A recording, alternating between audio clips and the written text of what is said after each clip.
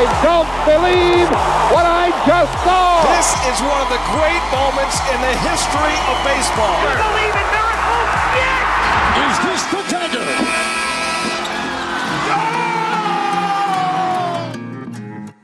It's August 19th, sports fans, and on this date in 1848, the New York Herald became the first East Coast newspaper to tell its readers about a gold rush happening on the other side of the country. Over 300,000 people moved to California in the next year or so in hopes of striking it rich. But you, TDIS listeners, you don't have to move anywhere. You've already struck gold. We have more sports riches than you could ever dream of, and you don't even have to pan for it. We're handing it out for free. Here's a little preview of some of the nuggets we're shining up for today's show. The East Coast-West Coast rivalry long before Tupac and Biggie. A player who went from Heisman Trophy winner to dental school and then to prison. A reliever wins the Cy Young Award and may have actually deserved it. A historic round of golf that was removed from the record books. Technology fails to be helpful in baseball for the first of many times. George Brett finally stopped streaking in Texas. And perhaps the most dominant athlete in Summer Olympics history finishes his career at the top of the podium after eating a 50-pack of Chicken McNuggets. Lucky duck. There's no fool's gold on this show, only 24-karat perfection. We've been the gold standard since we first started dropping data on y'all back in 22, and our stock price has been on the rise ever since. Invest now, sports fans. It'll pay off for you in about an hour when you've come to the end of this elemental episode of This Day in Sports. Booyah. Fantastic. Yeah, that's good stuff. And you're a 49ers fan. So this is Yes, tie that's into right. yourself. That's Gold rush of 49. That's what I always think of, yes. I don't know. I heard McNuggets, and that's all I'm thinking about. No, I know. I really want McNuggets. Do you have right a now, favorite too. sauce? I just like the plum sauce thing, like the sweet and sour. Yeah, the sweet and That's sour. fine, Yeah, you know. that's different than plum. I like I guess the that's I it. like the hot mustard. Oh, okay. Yeah. Frank. Yeah. Frank. What's your nugget sauce? I'm trying to figure out how to boost a post on Instagram right now. All right. Don't distract. Sorry, me. Frank. Okay, we're sorry about I that. know there's a show going on, but all right, Okay, fair that's enough. totally fair. I tell you, that's when. So I guess the secret recipe that can put that McNugget sauce on other things, right? Like you can say whatever you want your burger, but McNugget sauce on it if you wanted to. Yeah, you can absolutely do that. Well, don't they just hand you the sauce? They could just do that, or they could Here, put it I on don't your know. quarter pounder yourself. I guess that's it. Because when I first met my current wife, she ordered a quarter pounder and put McChicken sauce on it. And that was the first introduction I had to the secret menu, and then I continued to go, you can put McNugget sauce on this. You can get this instead. And did they put They it put it on on. back there? They Like put it they on. didn't. Okay. No, they gave How it. about They put it on for her. Yeah, when I worked at McDonald's, it was my first job. That was a big no-no. Like you didn't do that. That was a long time ago. You handed over the materials, but you You don't. didn't do give it? anything. Like there was no like you weren't allowed to like break rules. Like a Big Mac only had these things on it. You couldn't put other things on it. That was like a really and clearly they've realized that's foolish and people, that they should anyway. Yeah, the secret menu is a huge deal. Oh, yeah? in these restaurants, Yeah, of course. And I worked at Pizza Delight, and you just put on whatever the hell you wanted to put on a pizza. That was totally What have you fine. had lying around? You didn't. You just throw it on, whatever's left over. Just throw it on there. Not a Pizza problem. Delight's friend of the show. Thank you. Pizza Delight sponsorship. Speaking of sponsorship, thank you to Cabin, of course. We're in the Cabin location in Port Credit. Great place to go. Cabin Barbershop, Gentleman's Supply. You can get things like I'm looking at a humidor right now. I'm in a barbershop looking at a humidor. You can get yourself a cigar here. You get yourself socks. You get yourself a belt. There's all sorts of things you can get in this place. Bow tie, exactly. Old books. Anything you need to just spruce up your life a little bit. There's still a bottle of Triple Sec over there, but I see it's been joined by Jack Daniels. Yeah. His old buddy Jack Daniels rolled on in from Kentucky. There we are. So thank you so much to Cabin. Check out cabinforlife.ca for more about Cabin. If you're in the GTA, the Toronto area, you definitely want to check out Cabin. But I'm sure if you go on cabinforlife.ca, you might be able to order stuff anywhere you live. And if you're ever in the area, there's all sorts of events that Cabin puts on, including Cabin Fest in the fall. So you want to make sure you get to Cabin Fest in the fall. And that's a lot of promo for Cabin, I think. Absolutely. That is. Ask Cabin about their secret menu. Ask Cabin with the secret menu and come down to enjoy a frosty Coca-Cola. Wait a minute. This is a segue to later. Okay. Endorsements. That's right. Oh, right. All Okay. right. Well done. Well played. That's a lot of work I've done there. I'm going to move it over to Matt. Matt, it is August 19th. What do you got? August 19th, 1957. The New York Giants Board of Governors votes 8-1 to move the team to San Francisco. Team president Horace Stoneham tells a reporter, "I feel bad for the kids. I've seen lots of them at the Polo Grounds, but I haven't seen many of their fathers lately." Ooh, burn. Oh. It's a burn. The Giants drew just 629,000 fans in 1956. That's just over half of the paid attendance from their World Series winning season 2 years earlier. They would go on to play at the 22,500 seat Seal Stadium for a few seasons until a new park is built. That new park, of course, being Candlestick Park. That's Yeah, right. circling back to you being a Niners fan, Candlestick.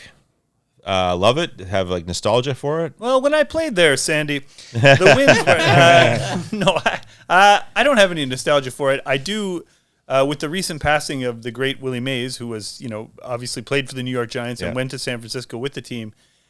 660 home runs. Yeah. 2 years of military service when he was 21 and 22. So lost 2 years there. Yeah.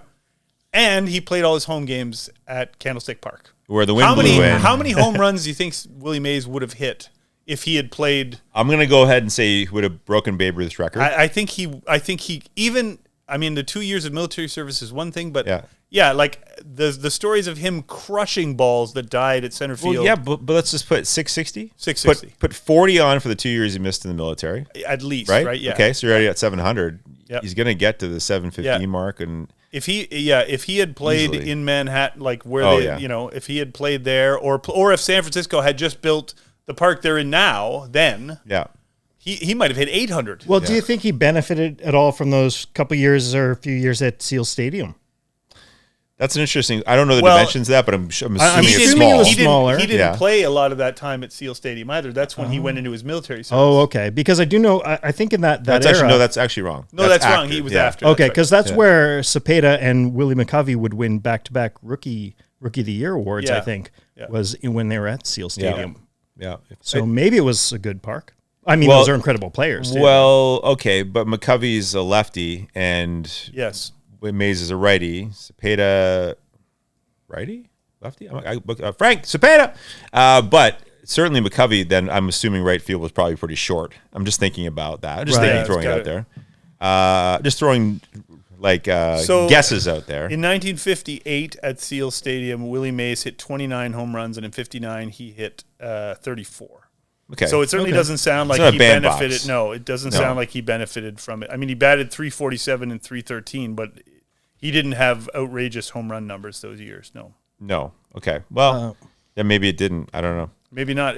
Also, he grew into his power as he got a little older too. But One last thing I want to say about the Giants' move is they had also considered moving to Bloomington, Minnesota, because their minor league team was there. That gave them rights to the area. So that would have been a real Wow, that's a different totally history, different eh? reality. I Cepeda's always- a righty, by the way. it's hard to believe though that the Giants and the Dodgers weren't in cahoots because they both left the same year. Yeah. Yeah, well, they saw Like who the hell? opportunity. Like that's what I mean. But like, who would the Dodgers have played?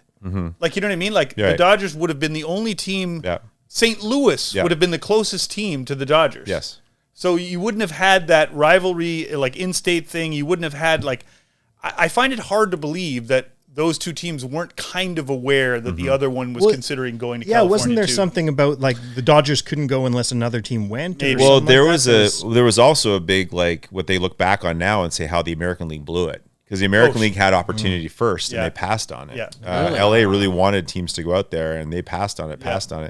Because LA had this sort of minor league system, the Hollywood Stars and all this stuff. They thought, I don't really need that. And there's a book that came out recently. It's basically called Kicking Around the Bag. It's about how the American League blew it. They could have had, they could have expanded first. They could have done all the things the National League did. And when LA and the Giants moved, it made them scramble. Like we got to get a team. In, Well, they in did, LA. and they Yeah. got the Angels 2 years later. Yeah. But it was kind of the horse was out of the barn. They could have done it first. But I think you might be right when you say that. How hard is it? How hard would it have been if just one team moved? I think that's absolutely correct. I just can't believe they'd have moved to California and just had one team that far out and nothing else.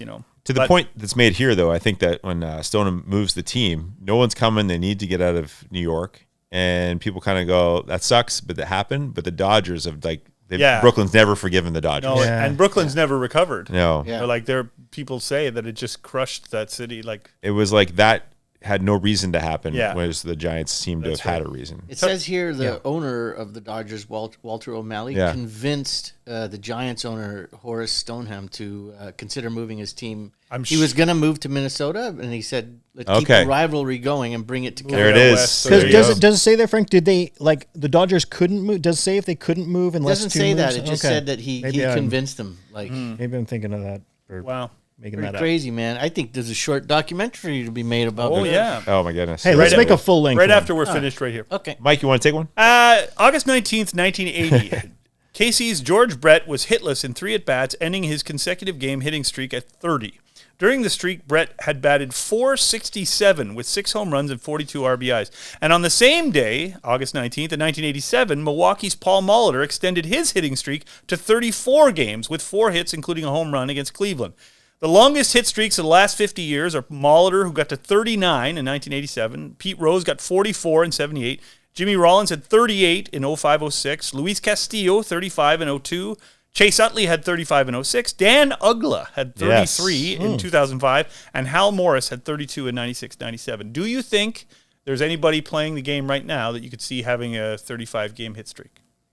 Maybe something like Freddie Freeman. Yeah. That would be, I would Good maybe pick. my pick. I would say. I think the guy I thought of when I was thinking about this is Stephen Kwan too. Oh yeah, for Cleveland. Yeah, Because he's got incredible bat to ball skills. He almost never strikes out, yeah. and he's I'm thinking fast. of guys who are not trying to hit a home run. Well, he yeah, doesn't, like- and Quan's- he's fast. Yeah, he's those infield hits that Yeah. can keep a streak going. He's Yeah. capable of doing that. Yeah, Last sort year of intro hits. you might have said last year you might have said like Luis Reyes, like Yeah, Yeah, him it's too. been- Yeah, yeah. still would. Yeah, Yep. he's still batting like 350 yeah. or was like at a certain point. So those guys are possibilities. But Yeah. yeah, I I took- certainly wouldn't have picked Dan Ugla.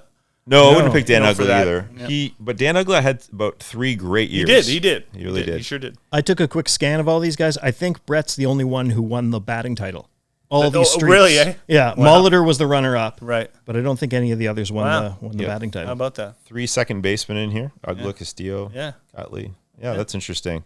Man, the streak. I mean, people always talk about home run records, but those hitting streaks, like the DiMaggio one, is just insane. Those are just the numbers to get to 40 games. Yeah.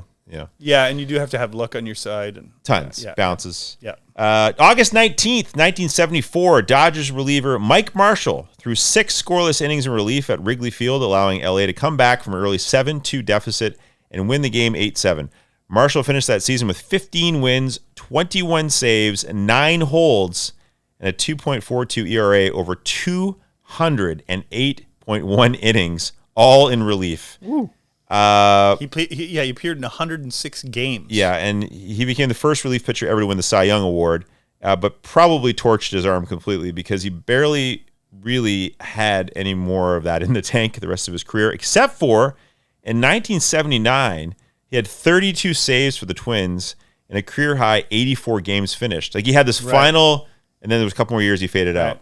But he always said that ruined his arm. I'm sure that's true. And I think he runs a pitching academy now, too. Yeah. Where he teaches a very unique style of throwing that no one in the major leagues will take on. But he insists that medically it's better for your arm. Like it will. He's learned over the years like that, but no one uses him. I don't think he's affiliated with anybody as far as I know.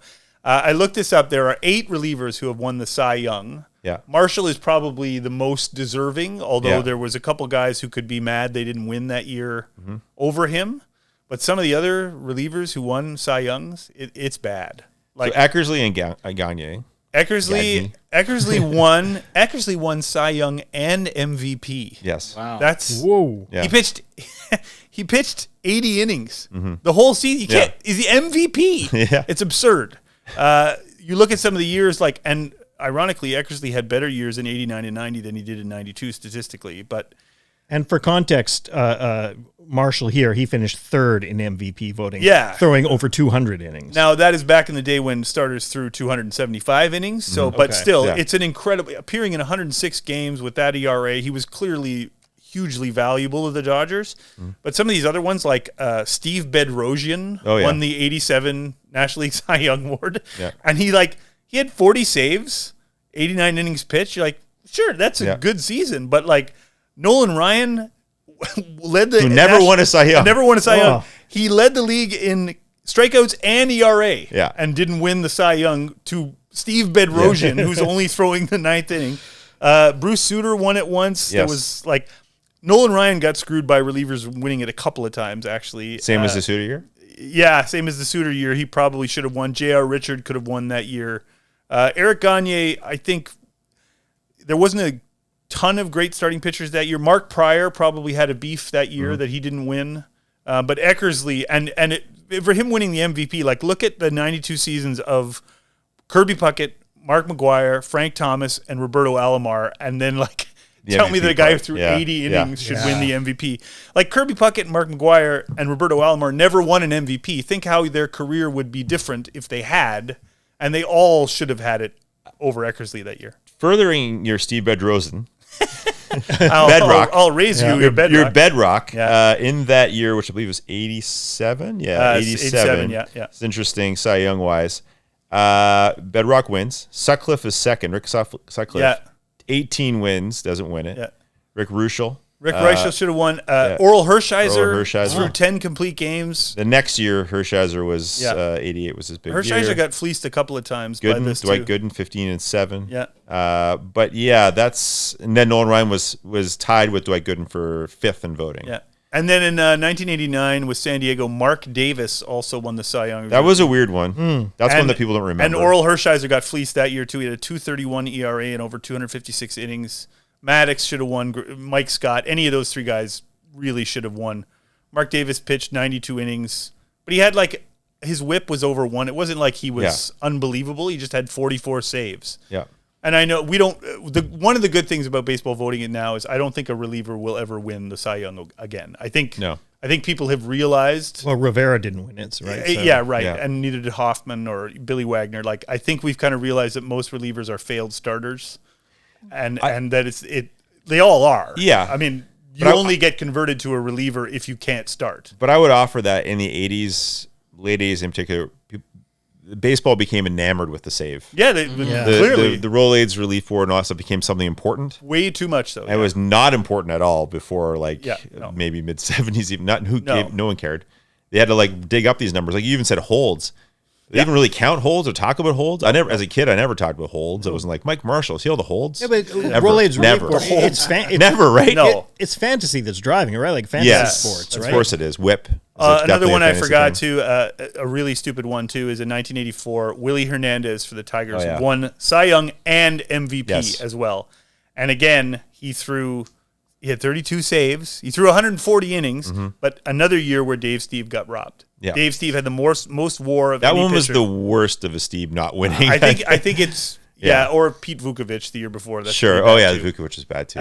But that's one of the years Steve really got fleeced. Well, at least we can say in 87 when Bedrock won Cy Young, George Bell won MVP. So the Jays fans are happy that first MVP. Yeah. Who's up? Matt. I Do am. it. So let's get back to August 19th, 1962. University of Houston golfer Homero Blancas made 13 birdies to shoot a 55 on a par 70 course in Longview, Texas. It was entered into the Guinness Book of Records as the lowest scoring round of competitive golf in history, but has been removed from the record book due to the course only being around 5,000 yards in length. Officials have declared courses must be a minimum of 6,500 yards in length to be included in the record books. Frank, do me a favor. Look up Tam O'Shanter in Scarborough. Well, what? See if that's 7,000 yards. That's why I'll only play courses over 6,500. Yeah, just because in case when I shoot my 56. a 50. I mean, I want it to be real. Yeah. apparently it wasn't like it was a super easy course. It was constructed around an oil refinery. Right. With a lot of out-of-bounds territories, but still incredible. Yeah, that's incredible an round. number. Yeah, I feel like, people should still know about that, even if, Well, now they do. Yeah, that's right. Now they do. August 19th, 1983, former LSU halfback Billy Cannon was sentenced to 5 years in federal prison for counterfeiting. After winning the Heisman Trophy in 1959, Cannon played over a decade in the AFL before retiring and becoming a dentist.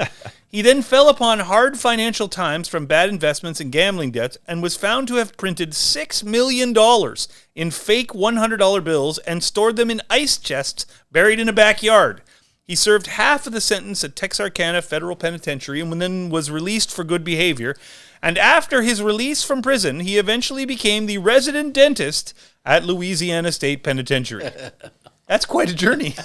My goodness. Whoa. The 1959, you're the Heisman Trophy winner. Yep. And then you're the dentist at the state pen. $6 million in fake $100 bills. Yeah, Okay, in the interesting. 80s. That's a lot And of you know money. what? my goodness. Dentists do okay. So Yeah. he must have had some debts. Yeah, he must. Interesting character. It feels like a movie. This feels That like one of feels like a those movie. wild Yes. movies Yeah, where a lot it of does. things are Like- going on.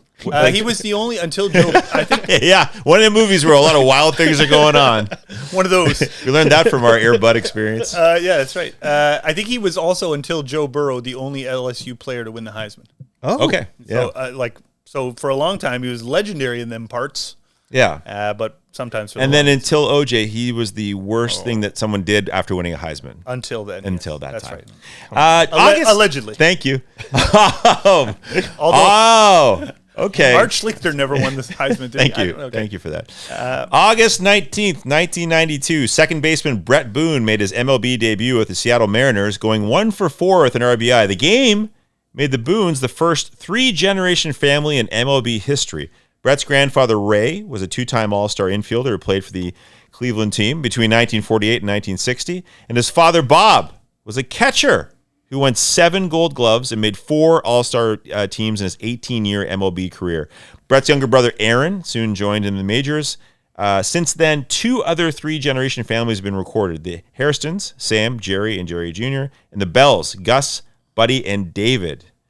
And now, of course, Brett Boone was a big part of those 2001 M's. That was probably his career year in 2001 when the M's, where the Mariners won 216 games. So that was They won 1,000 games that year. Yeah. 1,000. You said 216. Oh, well. 116. Yeah. Yeah, sorry, 116 games Yeah. in 2001. Yeah. That was the year Ichiro won MVP.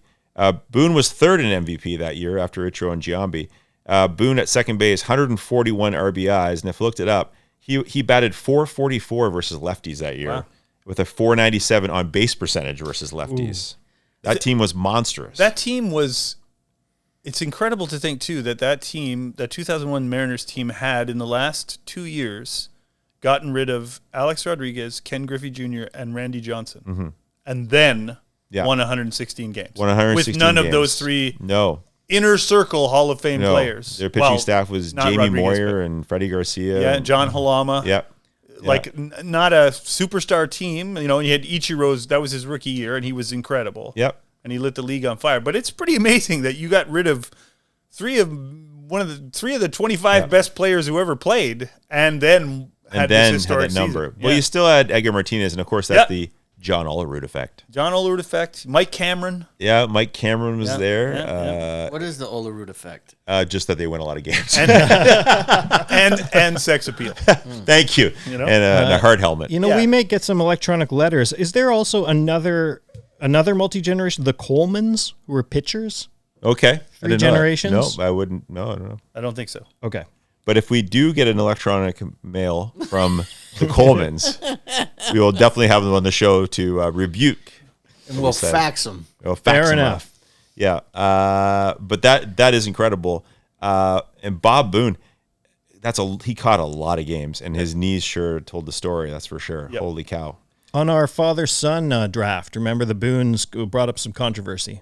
Because? Go back to listen to that because Mike and I both picked Boone. Because he had the enough generations. Yeah, of Father Boone. son yeah, thing, yeah. right? The double Boone effect. So if you want to hear some salt, Yeah. some salt and spice. Yes.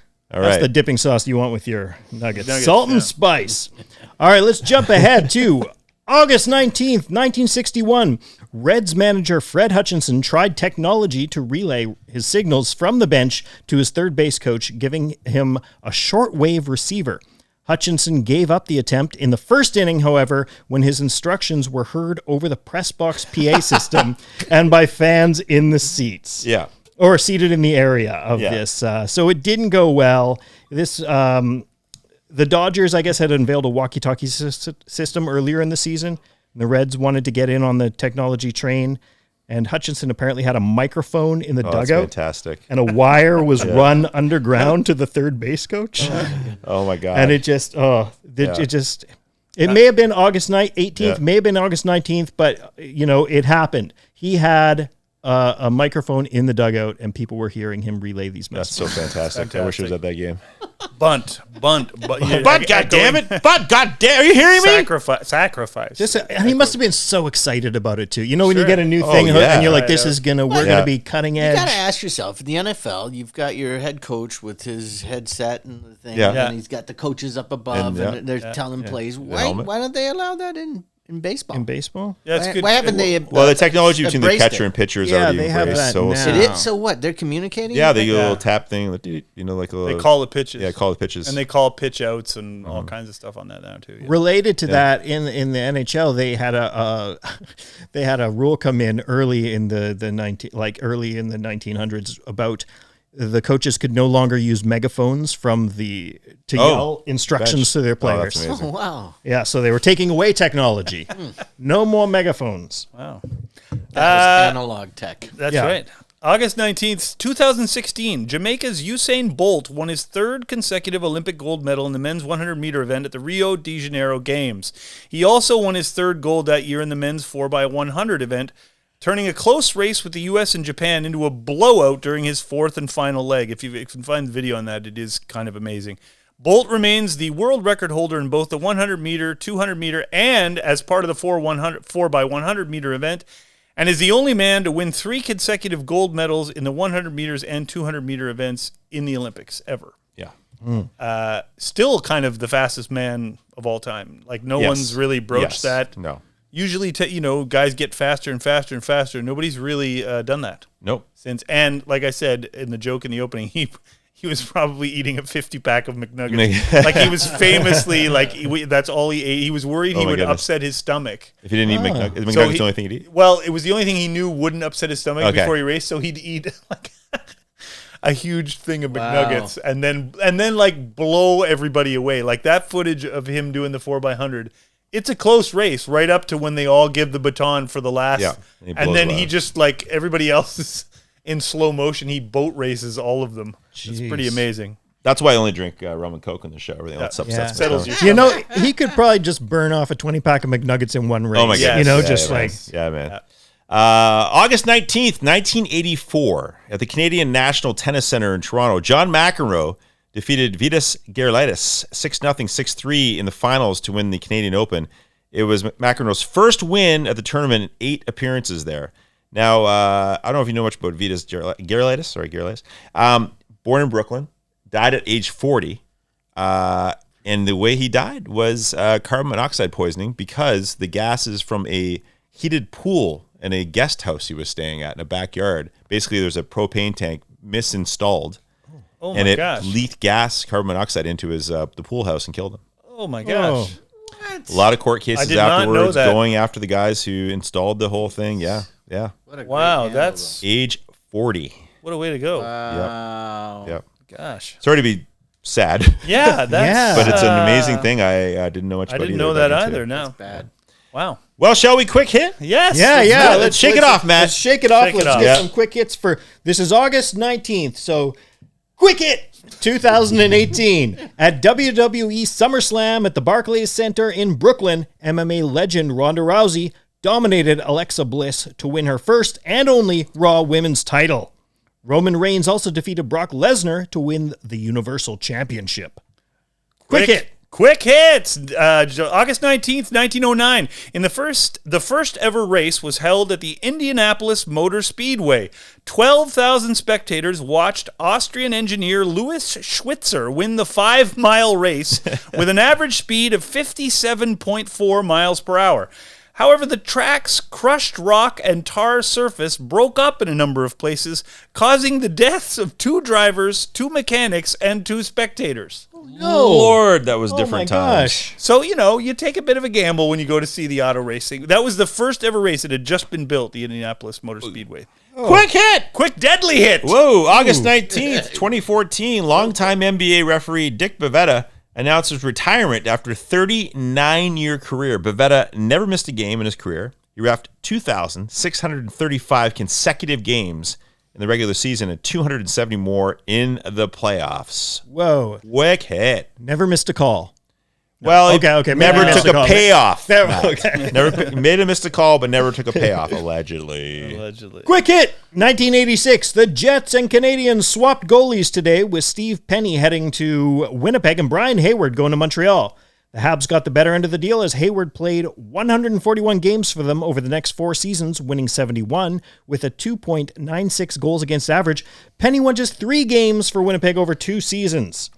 But the Jets also got Jan Ingman in the deal. Yeah. Oh, well. There we go. He never did play in the NHL, but he was the number 1 pick of the Habs in 81, 19th overall. He was a star in Sweden, never came to the NHL. Maybe that's what the Jets were thinking when they made this deal. I don't know. I will tell you before we go to our next quick hit. I played street hockey once with Brian Hayward in Georgetown, Ontario. He was there. And Really? Yep. He was living in Georgetown at the time. Played street hockey as a child with Brian Hayward. Was he a child too? He was also a teenager. Okay. Quick hits! 1988, in his first game at Yankee Stadium as a visiting player, Mariners outfielder Jay Buhner launched a 450-foot home run to center field, becoming the first right-handed hitter ever to hit a home run into the center field seats there. 3 lefties had done it before that. After playing a few games for the Yankees at the end of the 87 season, Buhner was traded to Seattle in the offseason, and this was his first game back in the Bronx since then. Ken Phelps. My people told me Ken Phelps. That's the Seinfeld, like Seinfeld's dad. How could you trade Jay Buhner? All right. August 19th, 2015. Quick hit! 8 months after trading his longtime double play partner Jimmy Rollins to LA, the Phillies traded second baseman Chase Utley to the Dodgers as well. They received outfielder Darnell Sweeney and pitcher John Ritchie in the deal. Rollins and Utley had spent a combined 28 seasons in Philadelphia, making 9 All-Star appearances, winning 5 Silver Sluggers and 4 Gold Gloves, and both were key members of the Phillies' 2008 World Series winning team. That is going to be, I'm going to go out and say, as far as like double play duo, second and short, top 10 all time for sure. Oh, yeah. 100%. I think both charter members of the Hall of really, really good. Yeah. I don't know if either of them will make the Hall of Fame. I still think maybe both could. I don't think they will, but I wouldn't mind if they did. I don't think either of them has enough numbers to get in. They were both Utley especially was a great player for 5 or 6 seasons. Great player. Yes. But he didn't play. He was hurt, and he didn't start. He was not a young guy when he started in the majors. And he didn't play long enough, and he was hurt a lot. Rollins had a couple of great seasons and he won MVP. He did, and he compiled a lot, and they won a championship. Mm-hmm. I wouldn't vote either of them in, but I certainly, wouldn't mind if either of them did. And it's because of Chase Utley we have the rule that where you slide into second base is different forever. That's right. Yeah. Well, I just think, that combination was insane, and especially at their peak, Incredible. so good, and they were there every night. They were the reason. They were both huge reasons why they won that title. Of course they were, yeah. Matt, you got some birthdays for us? Sure, why not? Let's send out some invitations, because we got some birthdays for August 19th. Well, they're late if they were sending them out now. But in 1958, 2-time All-Star, 4-time Gold Glove third baseman, World Series winner Gary Gaetti was born in Centralia, Illinois. Gary Gaetti, which Sandy, we were at a game, and what did the guy keep yelling every inning? Gary's my uncle. Gary Gaetti's my uncle. That was Cardinals versus the Padres at Old Busch Stadium back in 1996. I don't know if anybody embodies 80s baseball to me more than Gary Gaetti. Oh, it's so perfect. Yeah. He was apparently when the Twins, all the guys who played with the Twins were like, greatest guy ever, partier, greatest guy in the clubhouse. Then he found God and he had to get traded the fuck out of town. What? Yeah, he had a complete personality switch apparently. Huh. And all the guys were like, who's this guy? Yeah. Where's old Gary? Where's old Want Gary? old Gary back. August 19th, birthday, 1931. 4-time Kentucky Derby winning jockey Willie Shoemaker was born in Fabens, Texas. Yes, sir. Well, happy birthday. August 19th, 1960, All-Star Gold Glove World Series winning pitcher for the Mets, Ron Darling in Honolulu, Hawaii, which is not many Major League players come from Hawaii. Perhaps one of the least maybe that produces. There was a few though. A lot of football players now though. But what I always found interesting, I was looking up is in the '86 Mets, Sid Fernandez, also from Hawaii. No so they kidding. had 2 starting pitcher is a big part of those. The widest back in MLB history. That's right. Thank you. Sid Fernandez. Thank you. That back is from Hawaii. Hawaii. 1971, happy birthday to two-time Olympic gold medal winning tennis player Mary Jo Fernandez, was born in Santo Domingo, Dominican Republic. 1958 Hall of Fame offensive tackle with the Bengals, Anthony Munoz, born in Ontario, California. I don't know how you'd rank them, but everybody I hear talk who knows football says Munoz might be the all-time starting left tackle in football history. Oh. Like definitely, yeah. Definitely in the running. I don't know how you decide those things, but I think he played 20 years. Yeah. On a bad team. But Joe Thomas pretty good in there too. Matt's grumbling. No, August 19th. Happy birthday! He just isn't. We're going to talk Joe Thomas at the birthday of Kirk Cousins, August 19th, 1988. What? 4-time NFL Pro Bowl quarterback Kirk Cousins in Barrington, Illinois. Now, if you want to see him, you're going to see him be miserable with the Falcons. Happy birthday in 1960 to Hall of Fame place kicker Morten Andersen. Was born in Copenhagen, Denmark. Yeah. Okay. His name is Morten Andersen. Yeah. What surprised you? I never knew that. Yeah, Wow, okay. I mean, you love your kickers, Matt. I do love kickers. You and better I felt catch like up. I should have known this. Yeah. In 1958, two-time Stanley Cup winning head coach with the LA Kings, Daryl Sutter in Viking, Alberta, where they bred all them Sutter brothers. And August 19th, in 1960, NFL Pro Bowl QB with the Saints, 1983 USFL MVP. There we go. Yeah. Bobby Hebert in Galliano, Louisiana. Not anyone else in football. Who else would have a better name than for a Louisiana-born player than Bobby Hebert? Yeah. You know, It's pretty. Hebert. you got your Southern guys, but that Hebert's pretty damn good. Yeah. Bobby Hebert. He was good. And USFL, I can't remember what team he played for, but I bet it'll be a great name too. 1983 USFL team, Bobby Hebert. What do you play for there, Frankie? Birmingham Stallions? No, I can't remember. The Tuscaloosa Titans? No. Well, we should talk about our draft earlier Yeah. because I'm just enjoying this refreshing Coca-Cola. There you go. It was the Michigan Panthers he played Thank for. you. Michigan Panthers. We talked about Oakland Invaders and the New Orleans Saints. Yeah. Okay. We talked about this because of we want to talk about endorsements. Yeah. We talked about chicken nuggets. Yeah, we did. Is that our segue? Yeah. That's right. And That's enough? you did a little Coke plug at the beginning. I did a little bit of Coke Coca-Cola plug. We're going to talk about best athlete endorsements of a food or drink. Yes. So, there's the legendary back in the day, they've even endorsed like cigarettes, and then there's Yeah. also cars and all these things. Jeans. Thank you very much. Yes, of course. The jean era alone, Mike, thanks for bringing it up. It's so fantastic. Lou Piniella did a love that fantastic stuff. job. Phil Esposito. They loved their jeans in the 70s. But we're talking about food and drink. Because our guest is a food and drink expert. right? Exactly. That's Exactly. why we've geared it this way. We're going to tie it in that way. It's in their wheelhouse. Exactly. Okay. So we did the famous electronic 3-sided die roll. Yeah. And it looks like Mike No, Matt is going first. to I'm going second. go second. I'm going to last. I know that. Okay. And then I lost interest. So Matt, you're Fair going to go enough. first, and then Mike, and then myself, picking a lineup of 4. You decided to Yeah. 4. Just each. 4? Yeah. Okay. 4 of these endorsements. You want to do more, Matt? I'll do 4, more. I but- don't have enough to do. 4 it Okay. is. 4 it is. Mike picked 3, and he's going to hope for a 4th. Okay. I'm gonna make one up. I'm gonna take. I might take some swings later, so I'm gonna start out with the anchor of my team. I'm gonna choose probably the greatest ad for with athlete and a beverage. Mean Joe Green Coca-Cola. Yep, that's a strong start. Allegedly. Highly parodied. Yes. Yes. Very famous. He drinks the kid's cola, throws the kid the sweater. Yeah, that's a classic. It's iconic. This is me. I will take.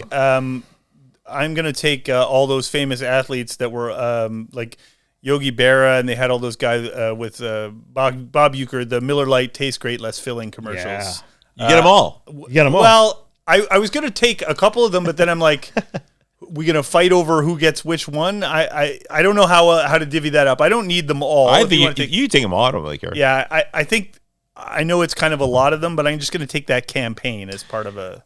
What I like thing. about the Steinbrenner Billy Martin one is that it opens with Steinbrenner on the phone, just to establish that's what he does. Yeah, he's a guy on the phone. He talks and then a he hangs lot. up the old school phone, and then they get into it. There's a great old one too of Yogi Berra, who is as stiff as a door doing his yogiisms, and in the background, one of the people reacting to his yogiisms is a very young Jason Alexander. Oh, from nice. Seinfeld, before he's famous. He doesn't have a line. He just kind of looks confused at all of Yogi's, but it's very funny. He has hair. I haven't seen them all, but I would advise you to go with that softball game, the Miller Lite. Oh, that's Great so Taste good. Oh, it's a versus classic. Less. That's You got amazing. Dangerfield. You Yeah. got 7-minute Euchre, commercial. The bowling John tournament. Madden. The bowling tournament is great too. Yeah. There's the one Ben Davidson right at the end. Ben Davidson comes up. We only need one pin, Yeah. Rodney. And no problem, no problem. He rolls, and it bounces off the pin and doesn't knock it down. Like those are gold. It's and I just one more. The Boog Powell's got a good one too. Yeah. Boog Powell and the ump. That's There's a lot of good Boog ones. looks like he's got a wig on, a giant Boog- perfect oh, glasses. when he's gonna hit, when he's hitting. No, up he's there? he says he's with an ump, and he's like the ump, and the ump goes to read the ingredients, and he can't read them because his Okay. eyes aren't good enough. So Boog gives him his glasses, puts them on, and goes. And he turns to the Boog, goes, "Hey, you're Boog Powell." He's like, and the Boog Powell genuinely is like, "Ha ha!" Like it's the greatest joke you ever heard. It's fantastic. So, Mike, good pick for sure. Thank you. I'm gonna go more local. Yep. Okay. And I kind of go with the ones that just like I always remember and laugh about. I'm gonna Yeah. go with Roberto Alomar, McCain Catch Fruit the Punch. taste. Oh, yeah. Catch the taste. Catch the It's taste. the one with the punch, McCain Fruit Punch. I'm not going for good acting in mine, friends. No, I'm just no. going for the nostalgia. Go for the gold. Yeah. Okay, for my next pick, a lot of these we have athletes doing products.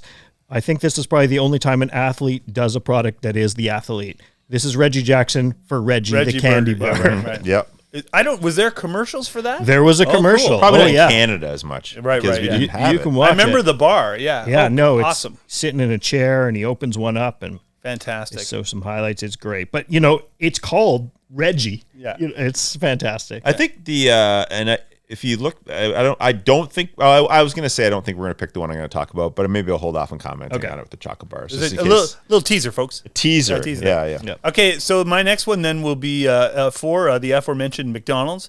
There is a famous Michael Jordan and Larry Bird one where they're doing the trick shots in the arena. Yep. And it just kind of escalates and Yep. it kind of shows their competitive nature.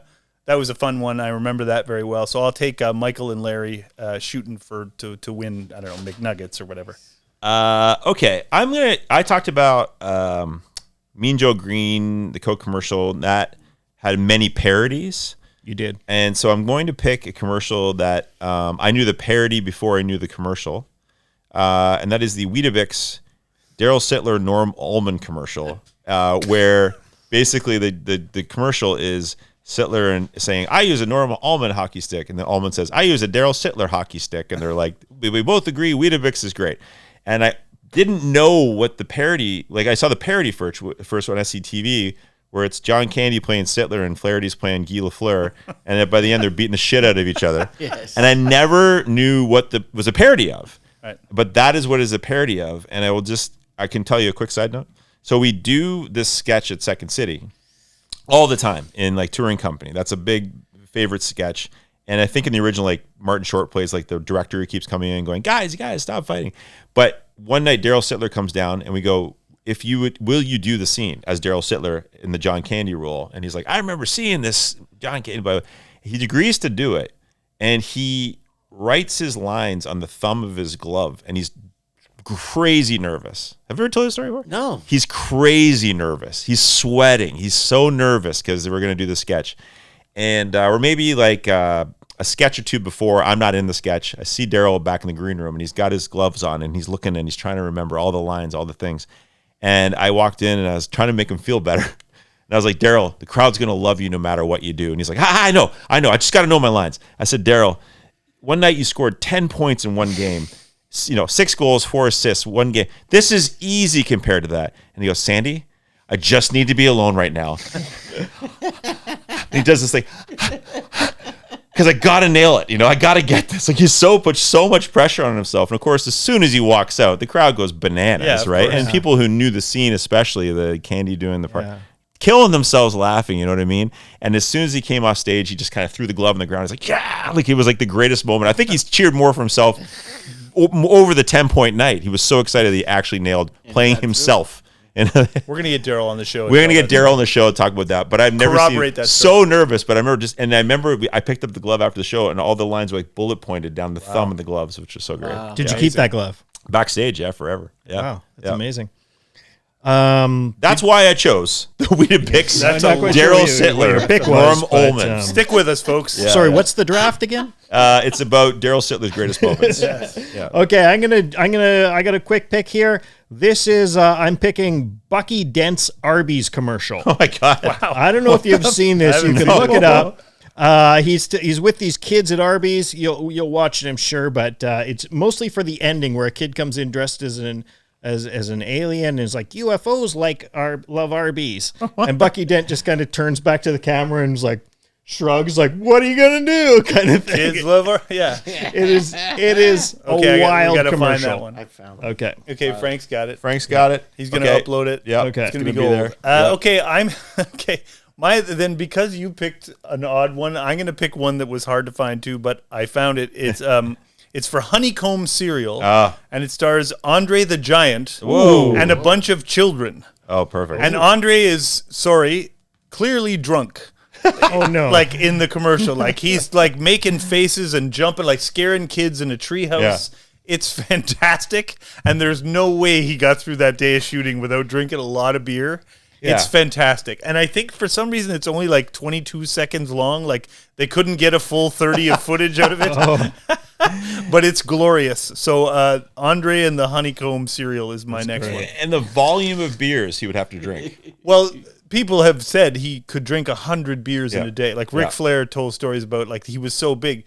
There's photos of the can of beer in his hand Yeah, disappears. disappears. Yeah. Like you can't Yeah. see it. So you got to assume for him that's 2 drinks maybe. Oh, I do want to see that. Yeah. He would have been just swearing and farting. all Oh the God! way. Like just so So know. great. Oh man, yeah. it's like a road trip with Sandy.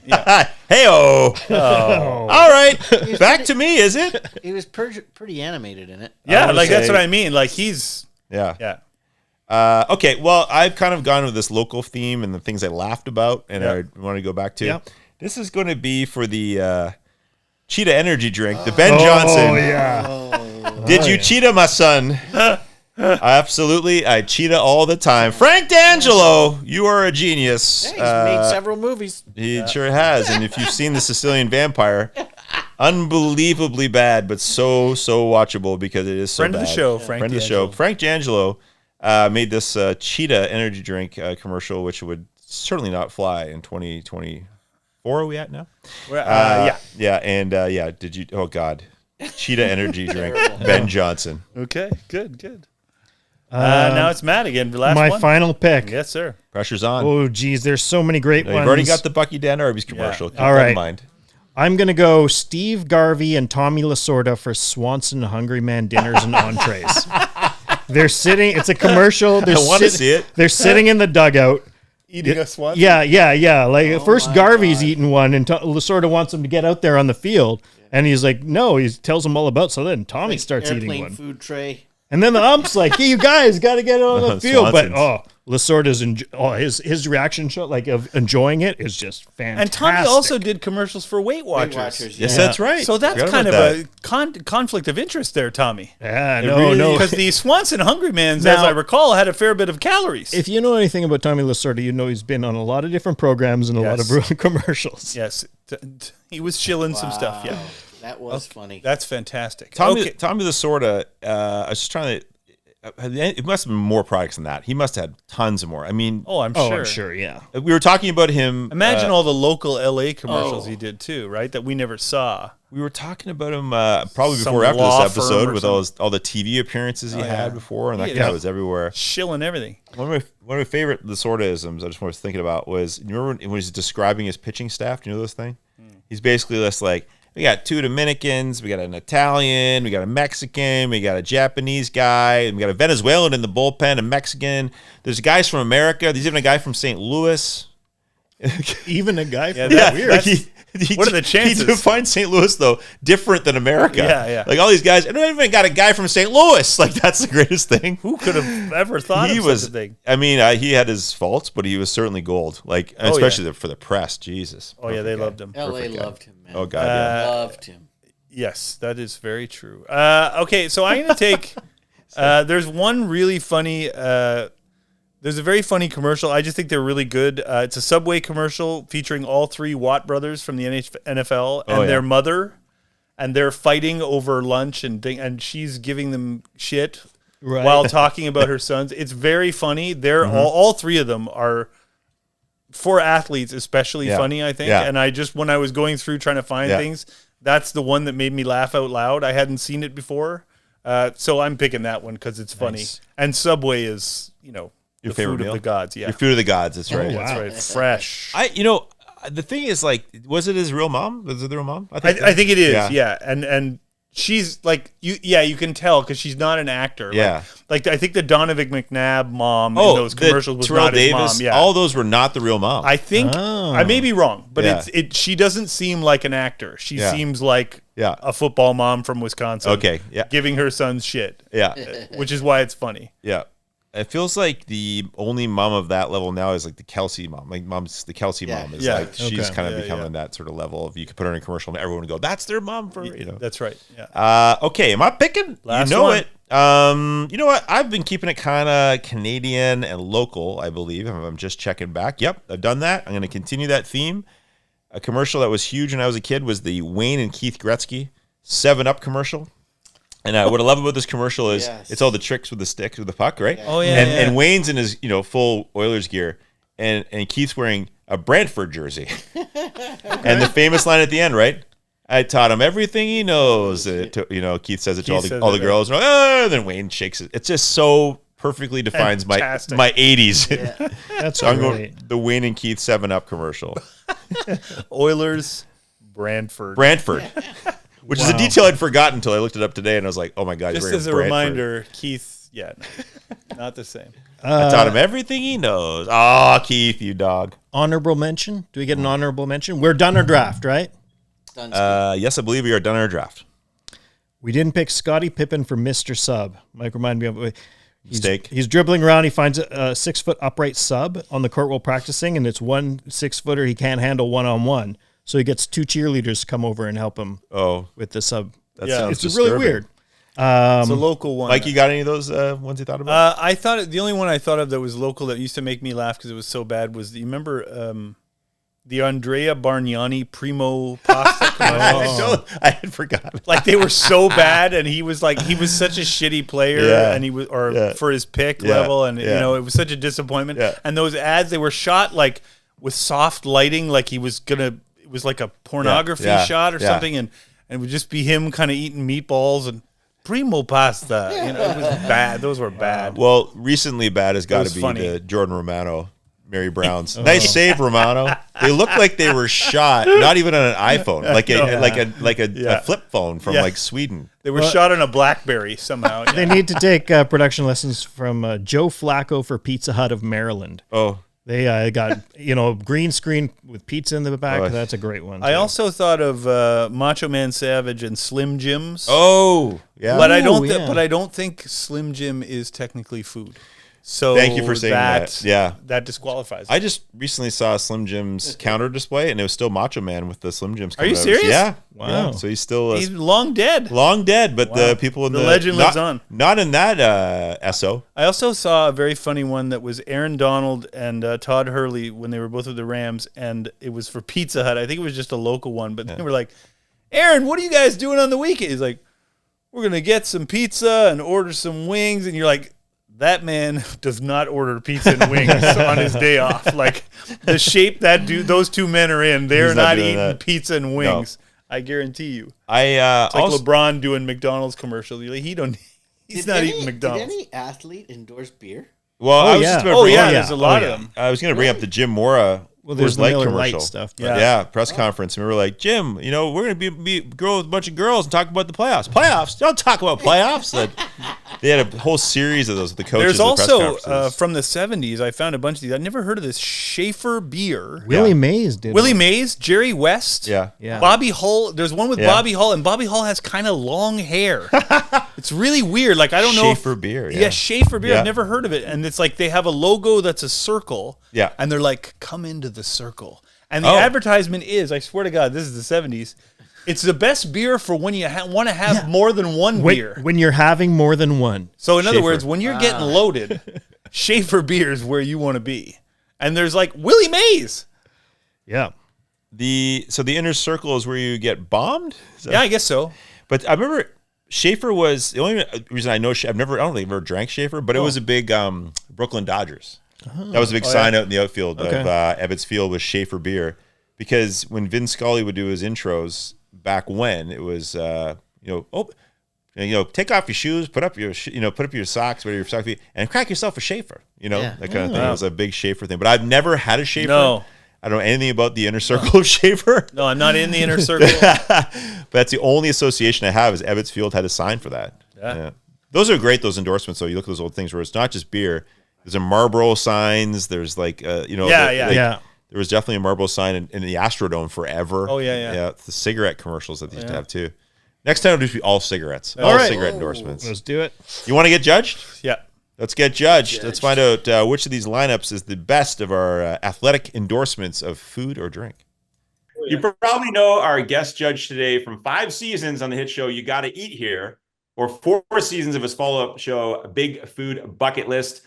Those shows made this guy a mega food show star. But before that, he was already a kid show star as bus driver Bob on the Doodle Bops and musical comedy star with his duo, the Doo-Wops. And if you're a real old school Toronto area sketch comedy person, you might know him from the Minnesota Wrecking Crew, alongside friend of the podcast, Nug Nargang, and not yet friends of the show, but friends in real life, Josh Glover and Ron Sparks. He's currently Canada's King of Veal. Maybe that's not his title. I'm not. Please welcome to This Day in Sports, John Catucci. Hi, everyone. Yeah. Hi. How's it going? That may not be your title. So tell us, but you are currently in endorsement, like where we're about to head into judging that kind of world. Listen, right? We're heading into veal season, is what veal sandwich season. So this is like the 5th year I've been doing this. I'm kind of like guest celebrity judge host of the Search for Ontario's Best Veal Sandwich, the most Italian job I've ever had, and it's with Veal Farmers of Ontario and Ontario Veal Appeal, and we're just going out to try to find the best veal sandwich that's out there. And I might have had one today just because out of, I needed a sandwich. It wasn't for the competition. It was just for a hobby. And I crushed it. So I might be a little dozy right now at post-veal nap.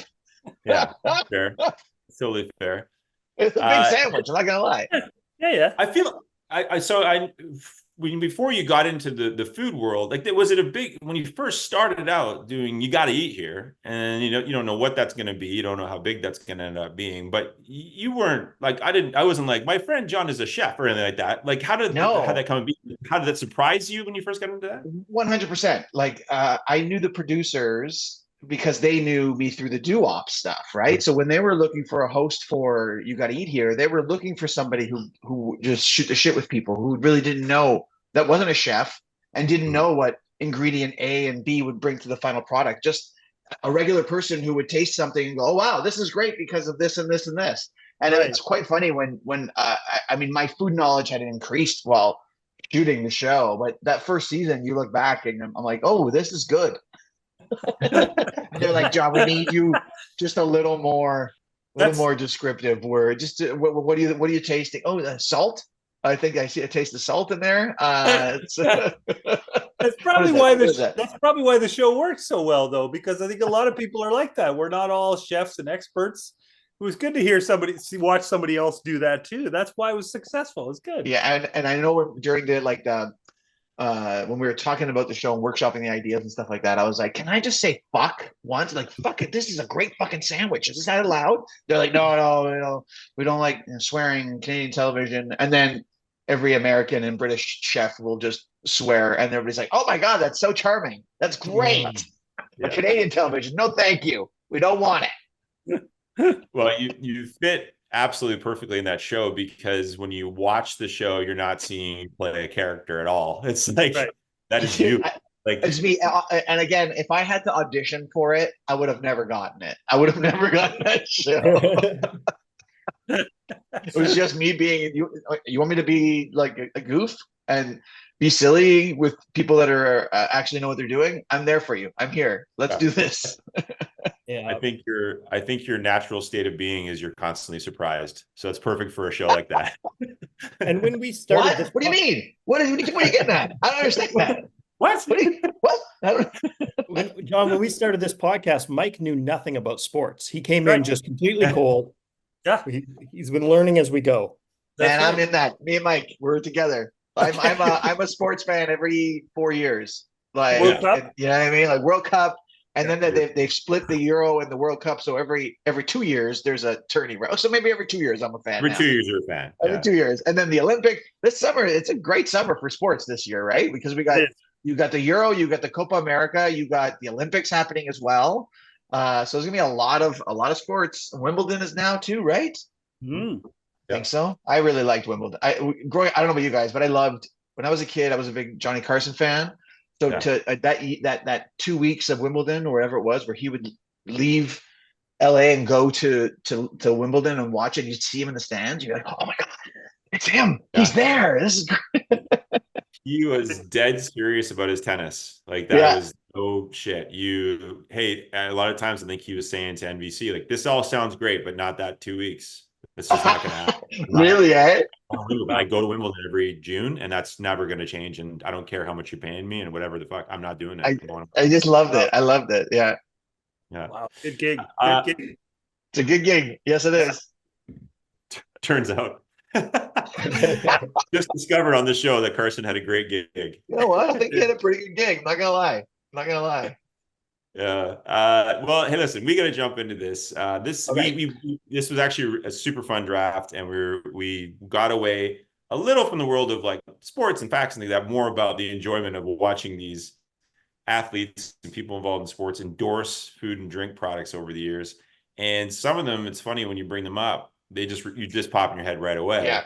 And some of them you dig in and go, I can't believe this happened, but this is great. So there's a bit of a mix, I think, in these picks of childhood memories and discovery as an adult. But I'll give you team one, and then you tell us your sort of instant feedback on team one. I felt about team one had the Mean Joe Green Coke commercial. It had the Jackson his chocolate bar. It had Bucky Dent's Arby's commercial, and Steve Garvey and Tommy Lasorda's Swanson frozen dinner commercial. Those are the four on team one. When you sent me the links and stuff like that, it was such like a throwback. I just felt like I was a kid watching these commercials. The Joe Green one, I don't know if I necessarily remember that commercial, but I do remember there was like that conceit was used in a lot of different parodies and stuff like that of a kid giving a drink and then getting them a prize.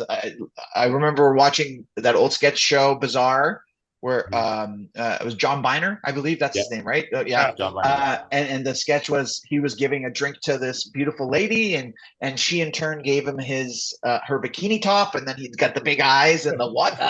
I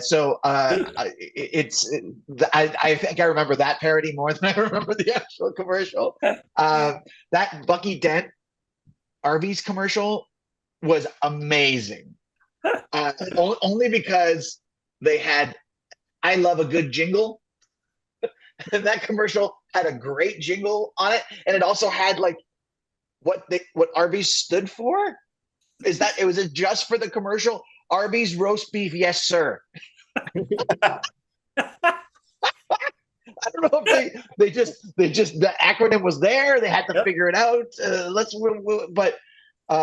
And then there was like all the kids were excited that there was Arby's happening and singing, and then some kid was dressed like an alien for some fucking reason in that commercial. Could you you got booked in a national commercial and then you're dressed as this shitty little alien and you got to go back to school and everybody's like, Arby's roast beef, yes sir. I like it. The Swanson dinner one was great. We might have shot at a restaurant where Tommy Lasorda was there as a guest, and he might have been very inebriated and might have been like just half falling asleep while eating spaghetti in the background. Allegedly. We like to say allegedly on the show. Allegedly that happened. It was allegedly. I mean, having Tommy Lasorda there, big deal. Allegedly, that happened in the background. I Yeah. don't think it made the cut, but in person, allegedly, it happened. I don't know about you guys, but go. Sorry. I was just gonna say, like, I'm not saying whose the commercial this is, but I mean, you have a lot of reaction shots to eating food. You've eaten a lot of food. Don't you think Tommy Lasorda, when he gets that, like he really Yeah. sells that? Like, He I thought sold it. He an did. He amazing did a good job. And also, there was something I don't know as a kid. I don't know about you guys, but those Hungry Man dinners were just. I was always so jealous every time I saw that commercial. Like I wanted one, even though I knew it was going to be somewhat awful. And I think I might have had TV. Of course, I had a TV dinner, but there was something so exciting about anything with compartments, right? I guess maybe that's why I love bento boxes so much. Everything's got its own little space for it. But when you can have like a whole dinner and then like a dessert, that's what was it? The extra Hungry Man, like whatever it was. Yeah. But that's always the extra Hungry Man is that the like frozen cherries that are now warm cherries for dessert are way, way hotter than the rest of the meal. So you're always like, oh, the dessert will be, oh God, like that. The extra Hungry Man was burn your mouth at the very end, I think was the deal. Well, yeah. I was just gonna say we microwave them now, but in the old days, didn't you have to like put them in the There's oven? in the oven. Quick. Yeah. You had to if you knew how hungry of a man you had to be 45 minutes prior. Yeah. Like you're hungry, but man, you're gonna be a hungry man. So when did Steve Garvey put it in the oven then? If he's eating it during a game, he would have also where's the oven? Is it in the clubhouse? In the clubhouse. Is it in the change room? Right after batting practice, Steve went, I'm going to be hungry. And he came in and threw one in and then went out and stretched and then came back. This is gonna circle back to recent. This is a recent thing I heard, and then I'll circle back to what I'm thinking. So they were saying during the NHL playoffs, like when Gretzky first won his first cup, he called his agent and said, "We just won. Get my record player down here and make sure you got Stray Cats. It's my favorite album right now because we're gonna party tonight." He said, like, bring a record and a record player down to the locker room because we're gonna party to like Rock This Town was his favorite song. That's like Steve Garvey saying, listen. I'm going to be hungry in 45 minutes. Get that oven in the clubhouse. We're cranking it up tonight.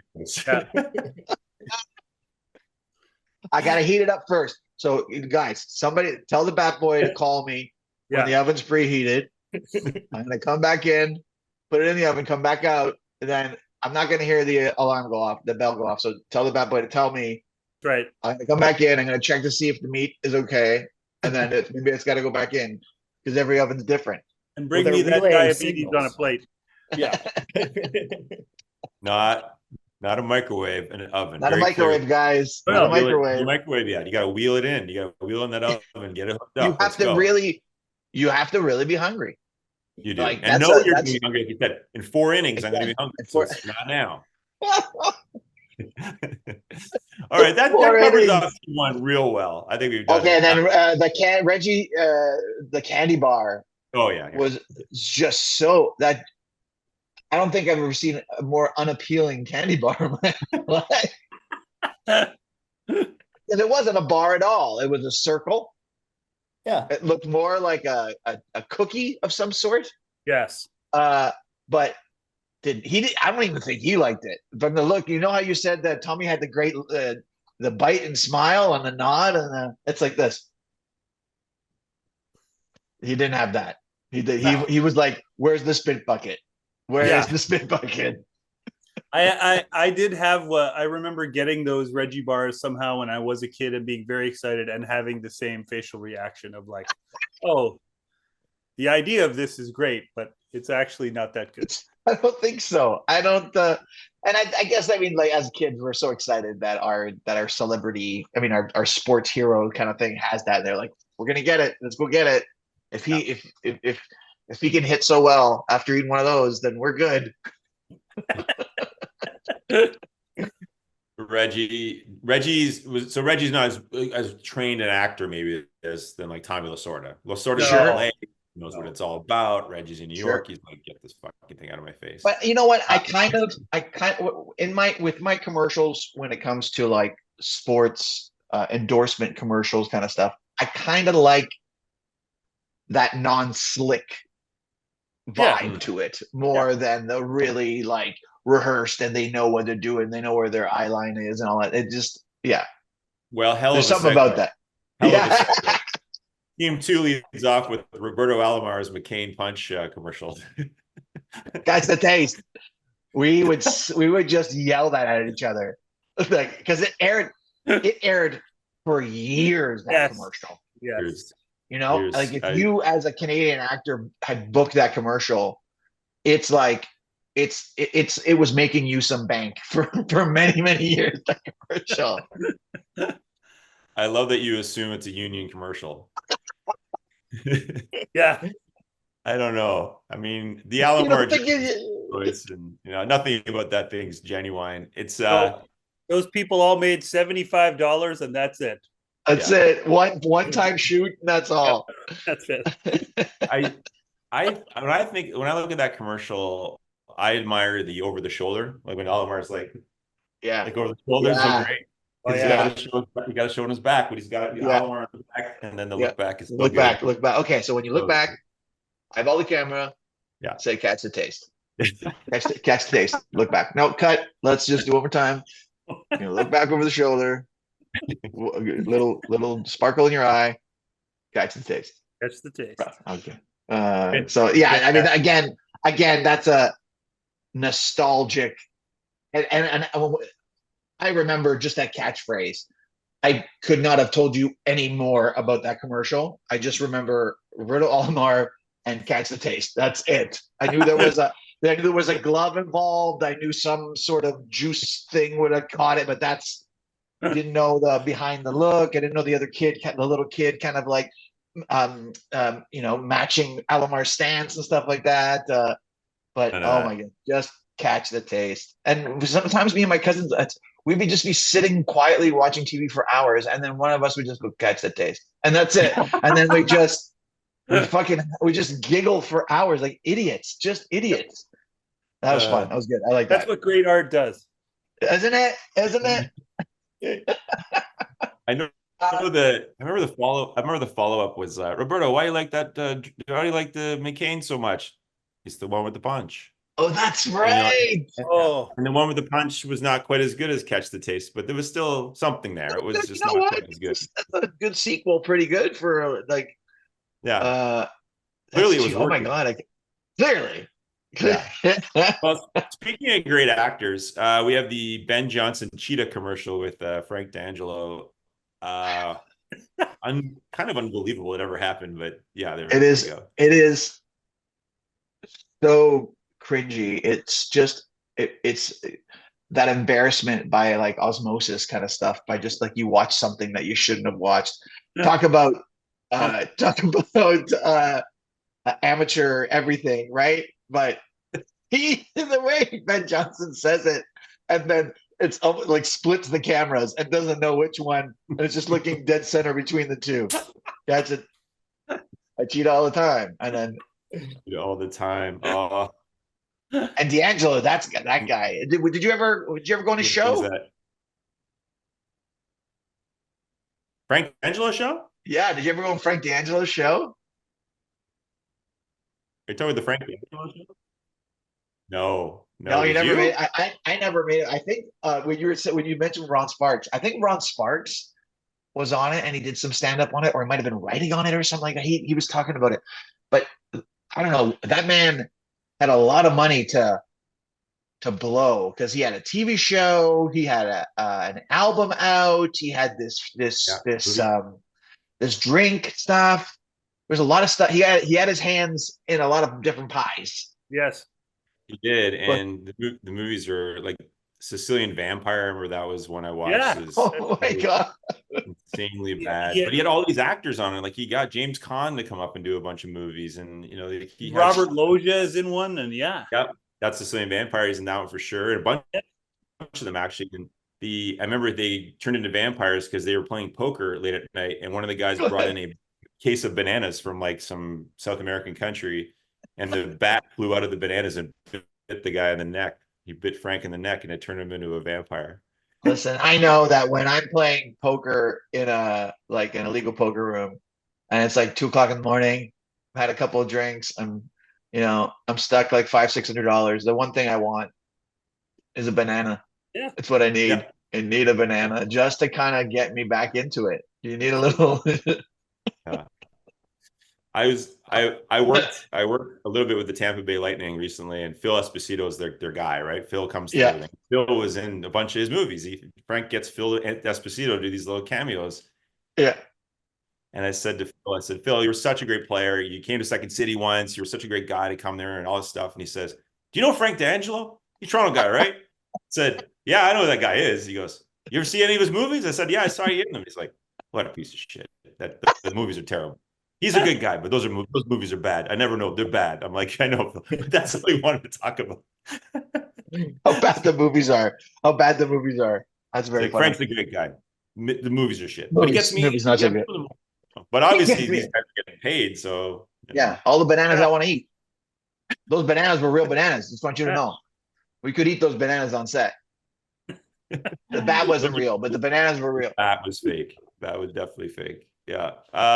So I cheat all the time. Oh man, that commercial. So back to the movie. Hold on a second. Do they become do they become Sicilian after as well, or are they already Sicilian? Are they already Italian and then they get bit?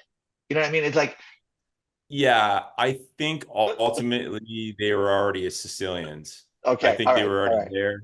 They're already And they're already Sicilians, and then they became vampires. Roger that. Yeah. It's not that they became Sicilian vampires. Mike, what's Oh, Frank? look at sucking blood like that. It's not. Was it Frank? What's his name? Loja? Robert Loja? Robert Loja. Robert right? Loggia.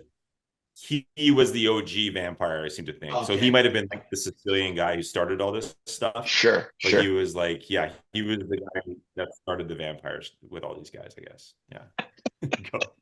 Well, there we go. We've gone deep on that. We got the What other Wayne and podcast Keith is going Gretzky. to have that discussion? That's Yeah, right. no one. Well, who's gonna have that Thank you. discussion? How deep into that? That's right. So we have the Wayne and Keith Gretzky 7-Up commercial. What do you think of that one? Keith Gretzky. I didn't fucking know there was a Keith Gretzky.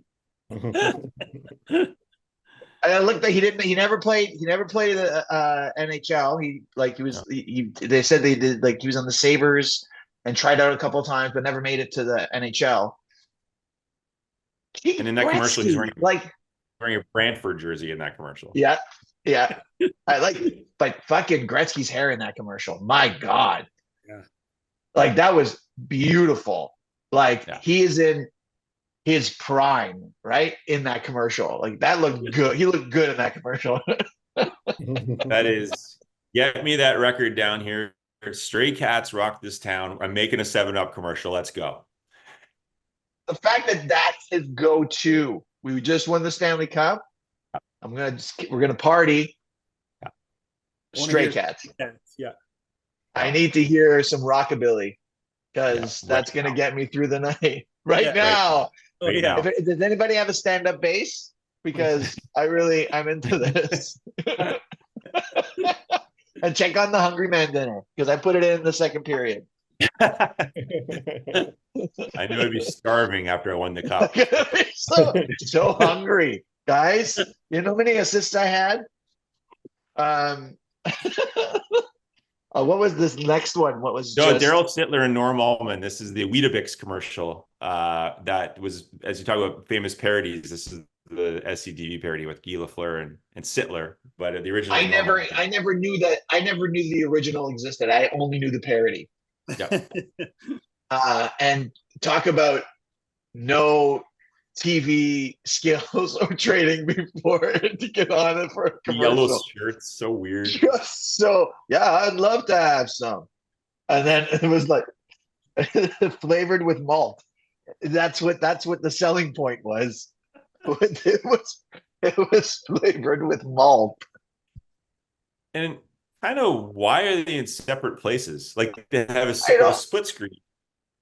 Yeah, I guess Edmonton, because Toronto. I honestly maybe, but I also thought it was like one of those fake screens that was going to be like a fake like split where I was going to reach over and grab his Weetabix and take it out. But no.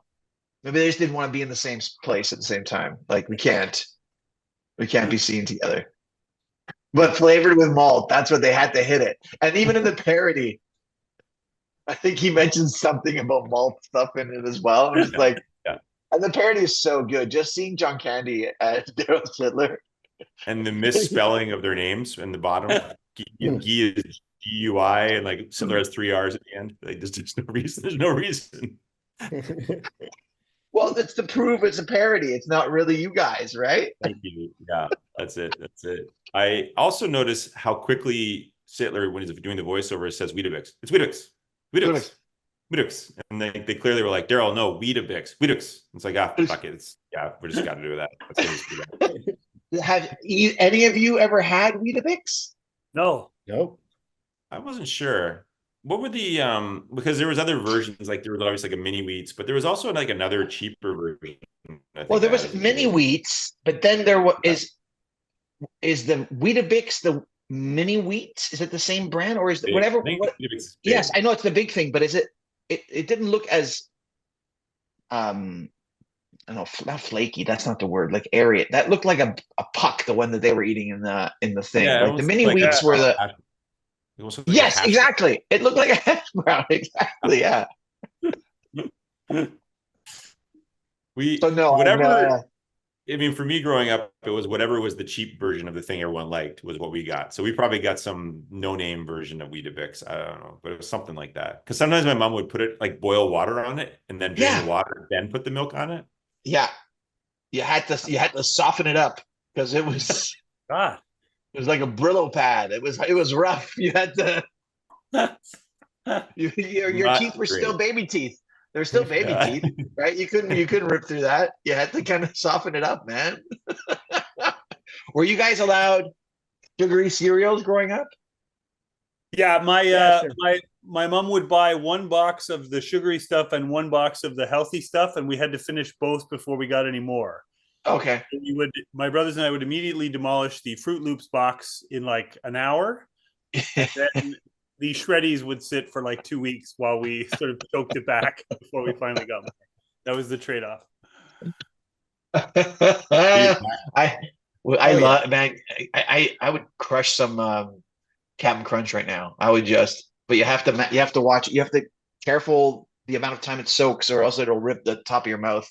Just rip it apart. You could tell like who wasn't getting the sugary cereal at home if you had a sleepover with those mini packs, where they had all the cereals.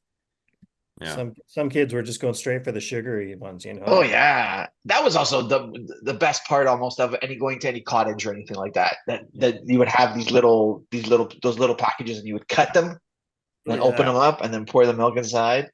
Sure. Yeah. I love it. Yeah. Yeah. It was good days, guys. The good days. Those weren't flavored with malt.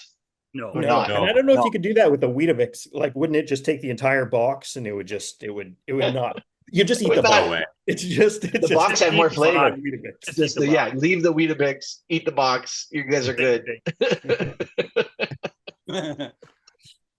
It was not. Yeah, it was definitely not. And as Matt sort of intimated, when you got those packs of sugaries and you went to someone's house, it's like a race to not get the all brand. Like you got to eat all that sugar don't eat the all brand. Yeah. I'll do all brand, but not raisin brand. I just keep your raisins. Keep your raisins. No one likes raisins. It's a lie. Got down to team 3. Team 3, everybody. The commercial called The Showdown, which was Larry Bird and Michael Jordan with playing horse for Big Mac, I think. And then one Big Mac. Miller Lite. Yeah. And one Big Mac. Yeah. Like they're billionaires. I know. The amount of money Michael Jordan lost betting that day.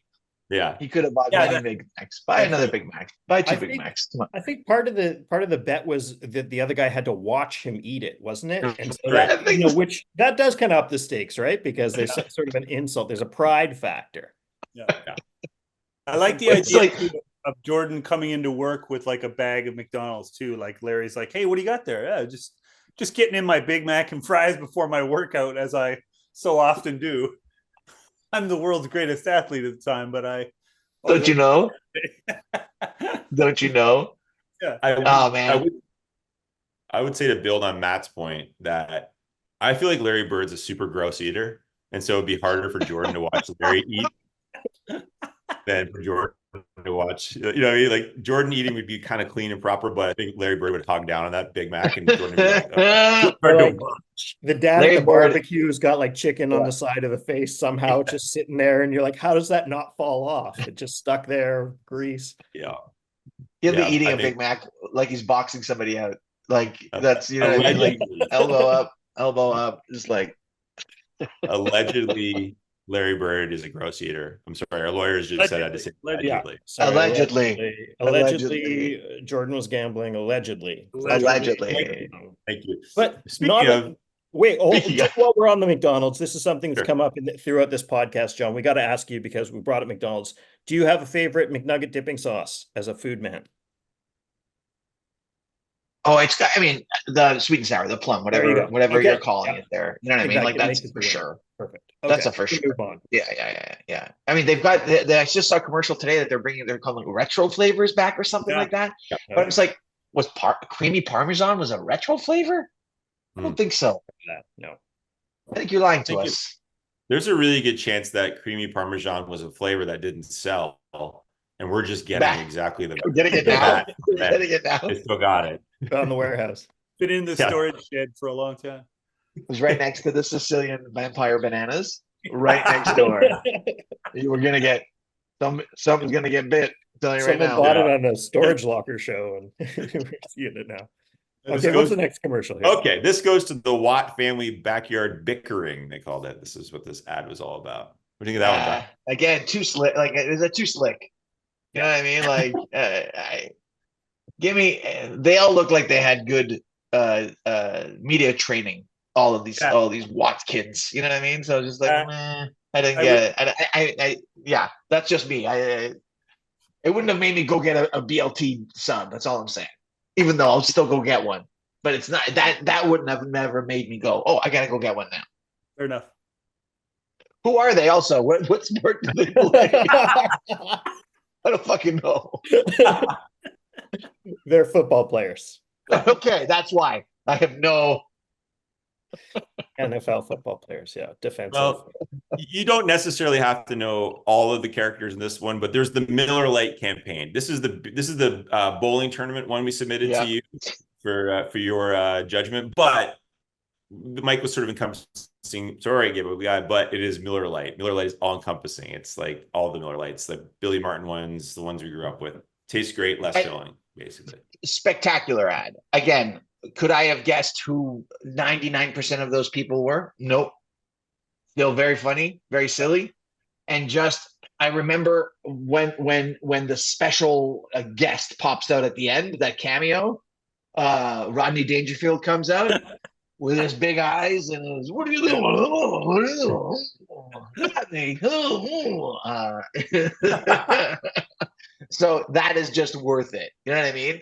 And then again, is that, I don't know, is that the first time the less filling, tastes great, less filling that's not the first time it's come out in an ad, right? I don't think so, but it definitely is memorable. Like they put some time and effort into that. It was very funny. And then all the little bits in it too. You're bowling, that's 3 strikes, you're out, all this stuff, the little bits that they had in it was very well done. Even though I'm against the slickness of certain celebrity endorsement commercials, but I don't find that this was a hybrid of the ones, right? Yeah. How sober was that set? Oh God. Well, you're shooting at a bowling alley, so I'm sure there's a lot of beers that we had. Yeah. And how stinky he must have been. Oh, Must have yeah. been a very stinky set too. God. Well, and the cigarette smoke, like most of those guys are retired by that point too, so they really wouldn't have given a shit. No. Wow. Yeah, I never even thought of that. That would have been just outrageous. All John, wearing borrowed shoes. You're a bowler, aren't you, John? I heard you're I a bowler. enjoy a good bowl. I haven't bowled in a while, but when we were on the road shooting You Gotta Eat Here and Big Food Bucket List, every town we'd go into, we'd find a bowling alley. I got my own shoes. I don't wanna, Wow. Okay. I don't want to brag, boys. But I played, I think, every version 10-pin, 5-pin, candle pin, duck pin. Duck pin's great. Duck pin is fun. Candle pin might be the most difficult Mhm. of all the bowling. But it was a lot of fun. There was one, I'll tell you this one story. One time, me, my buddy Steve, who was the DOP, and Scott, the sound guy, we went bowling. We were somewhere in the States, some university town in the States, and the three of us were on a lane. And right beside us in the next lane were these three university dudes. And the three of us were having such a bad, like we're awful. We're just eating our own balls, having so bad. The guys next door to us are like, "Hey, you guys wanna have like do a game? We'll compete for a pitcher of beer." We're like, "Okay, sure, why not?" And so the first three not rounds, the first three what are they called? Frames. Frames. Thank you. I bowl. First three frames, we each of us strike in the first three frames. Oh wow, they look like. And the guys are there like, they fucking suckered us, man. they fucking did this on purpose, and we just killed them. And then we're like, no, you guys gonna have the beer. Don't worry, you don't have to buy us beer. We just left. It was like Mike dropped it, and then Bowling Ball dropped it, and then Shoe dropped it. We're like, we still got it, you youngins. And then Rodney Dangerfield burst And out. then he comes out. Hey, what are you doing, guys? Let's do it. David and I, when David and I, my doo-wop buddy, we went to LA the first time. We went to do a showcase, and then the owner of one of the clubs said, "Why don't you come back on the weekend and perform?" And we're like, "Oh fuck, this is amazing, right?" So we go, and we're about to go, and we're opening up the night, and the MC goes over. You guys can't go on. You guys are doing 1 second. We have a special guest. MC goes on. Ladies and gentlemen, please welcome to the stage Rodney Dangerfield. Oh, wow. Whoa. Wow. So we're side stage watching fucking Rodney Dangerfield on stage. Looking at me and David, looking at each other like, where the fuck are we right now? This is insane. And so he goes on and he's trying new bits because he's got some event to go to, right? So he walks on and he's still got like his Hawaiian shirt and shorts and he puts his glasses on and he's just reading jokes off some papers, right? And some of them are working, some of them are not, because they're not specific, like they're specific to this event that he's going to. And some of them go over some of them, and he's like, "Oh, you know who I am? What the fuck? Hey, come on, what are you doing?" like, he's getting upset at the audience because they're not laughing at him. And then he does this like 10 new jokes, puts them in, and then does like 10 minutes of his original material. And then he like goes, "Well, see you later," and he fucks off, right? And then we have to follow Rodney Dangerfield. Not easy. Not easy. Not so easy. No. What was No. it? That was just a funny story. That was a funny moment in time. Yeah. Wow. That is, as you said, like that moment of going like, what is even like? Where are we? Like, what is happening? What's like? Is this for real? Reality. So weird. So weird. Yeah. Speaking of, is this real? The next commercial. Yeah. Is it the Andre one? Under the Giant honeycomb. It is. That also, again, talk about jingles. That honeycomb jingle, forever burned in my psyche as a child. Honeycomb got a big bite, big taste, and big bite. And I love that. But like, yes, Andre is a massive man against these children, but also that they have to dub his voice because you know it's definitely not his voice that he did it. No, because it appears to me in watching that commercial that Andre is clearly drunk out of his mind. Wow. Well, the stories of Andre on the set of The Princess Bride, just fucking hammered his skull, just like drinking cases of wine like it was water. I'm gonna just throw in a blanket allegedly for all of these Andres. That's Allegedly. fine. Well, No, allegedly on that commercial, for real on the shooting of the movie, because they were all talking about it. Rob Reiner and Billy Crystal all talked about it, how drunk he was on set. and so many farts, so many giant farts. Like allegedly not. Well, like you say, allegedly in the honeycomb, but in real life in Princess Bride, legendary Andre the Giant farts that were about 1 minute long and about 100 decibels of like just. Jeez, He was into Well, the they're acting, not- though, wasn't he? He would ask What's that? like Mandy. He was into acting, right? Like he would ask Mandy Patinkin about the scenes and stuff like that. You know, like Yeah. He did. That's yes. But why do you think that has anything to do with his farts? Yeah, that doesn't take away from his farts, man. Don't limit him. they're not binary. Yeah. Don't Well, limit him. Didn't this Catucci, with the Princess Bride? There's that scene where they're going up the side of the mountain, or they're like in a basket or whatever together, right? Yeah, And yeah. that was like if he farted in that basket, they were like, "Oh God!" And it happened, and they were just like, "This is worse than we ever thought it was ever going to be to be trapped in this fucking basket." Andre laughing his ass off and farting his ass off. Oh, Sorry, man. I just imagine what those kids went through in that treehouse. Oh, Just the flavor of honeycomb and fart mixed in together. All right, I don't want to be Yeah. smirched. Don't be So smirched, Andre the Giant.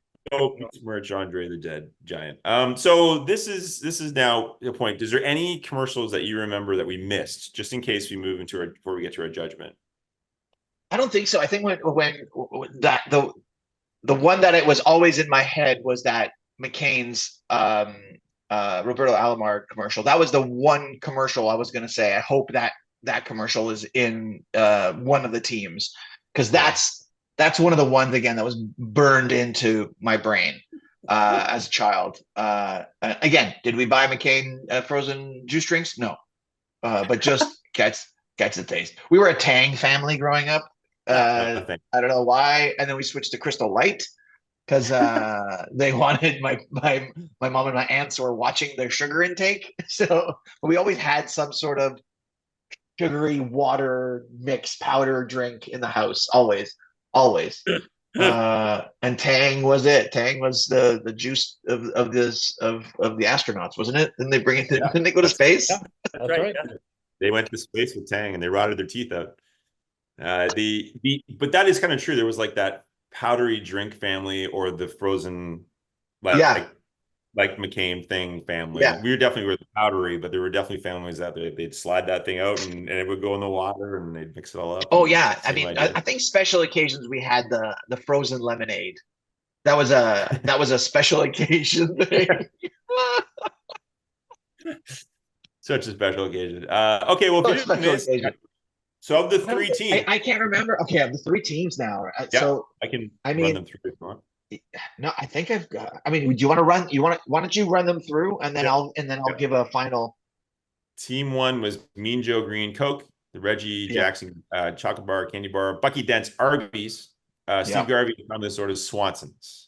Yeah. Team two, Roberto Alomar, Catch the Taste McCain, Ben Johnson Cheetah, Wayne and Keith Gretzky, taught him everything he knows. Daryl Sittler and Norm Allman, the Weetabix commercial. Then we have team three.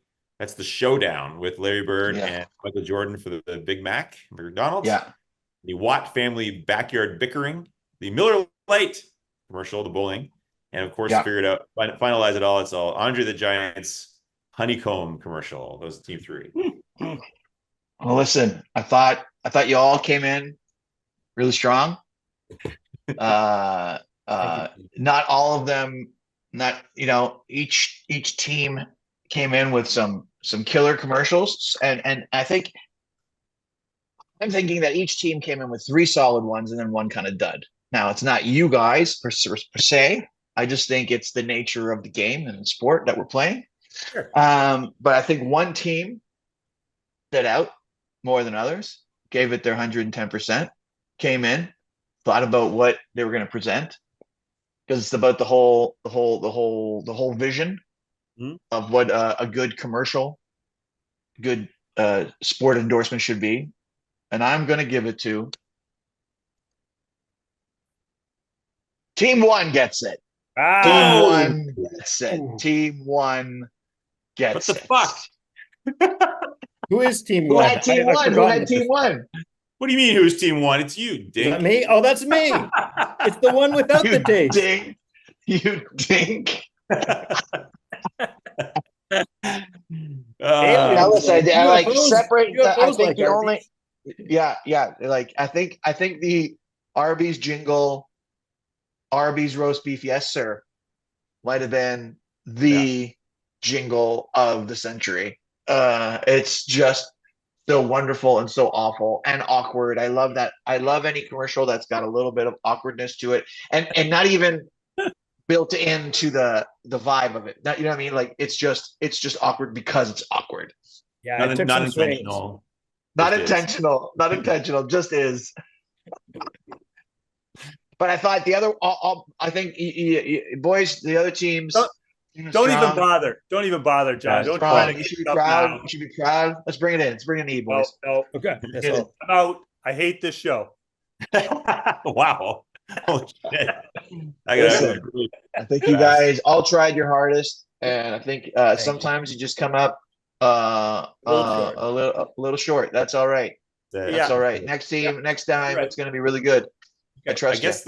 I feel like the overall complaint was that Team 3, Mike's team, was too slick, and my team was too many disgraced athletes. So that's probably the problem. But I mean, am I going to go into each team and say which is the best commercial out of each team? Would that make you feel better as team heads of the team? Okay, I'll go ahead. I'm going to say team 1. That Bucky Dent one was my favorite. Right? Team 2. Oh, that's a tough one because there's some good ones on team 2. Like the painfully awkward Cheetah one is good, but so is the flavor the one with Daryl Sittler. I'm gonna go the Daryl Sittler one on that one. Oh, wow. That was a good one. Yeah. And then the oh man, this is a tough one too because 2 of them are really good. Like the Bud Light one and the Andre the Giant one. But I'm gonna go Bud Light because of Rodney. That's what I'm gonna say. See what I say, guys? Even though you lose, Miller Lite. Yeah, even though you lose, you're still winners. Still winners in my heart. Even Tonight, you liked his. We are all winners, except for those who do not win.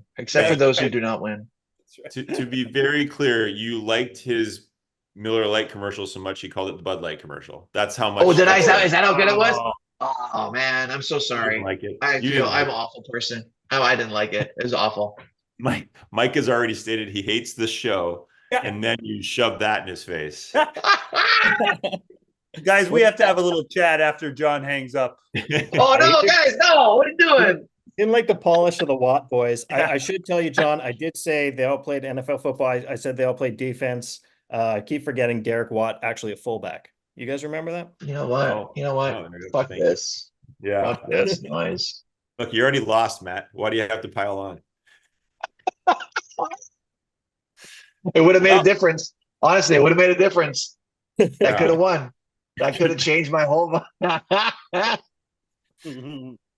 Well, Catucci, thank you so much for doing this. This was awesome. We had a full, thorough breakdown of all of these, and that it was a very honest and thought-out judgment, I think.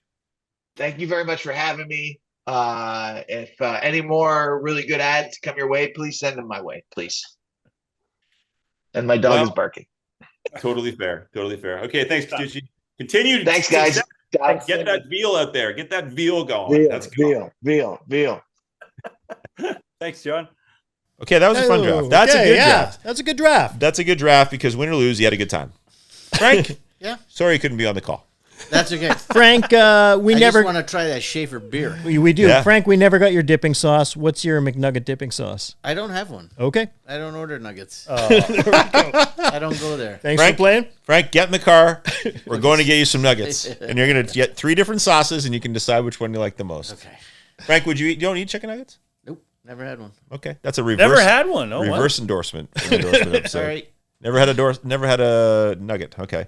Well, this has been fantastic. Thank you all for listening. Remember to comment. I mean, we must have missed somebody.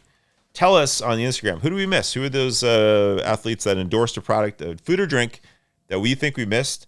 Which one of those ones we picked were the best? Even if you didn't agree with our judge, you should comment on that. Yeah. Also, if you're just listening, check us out on YouTube as well and subscribe. Yeah. And we love it when everybody subscribes and comments on YouTube as well. Yeah, that's good for us. Do you check out the YouTube version because Frank has lit us in a really sexy way today? Yeah, absolutely. So we want to see that too. Soft lighting. We will see you very soon on This Day in Sports. I'm Sandy Jobin Bevins. I'm Matt Kippen. I'm Mike Shera. And I'm Frank. We'll see you on the next date we pick.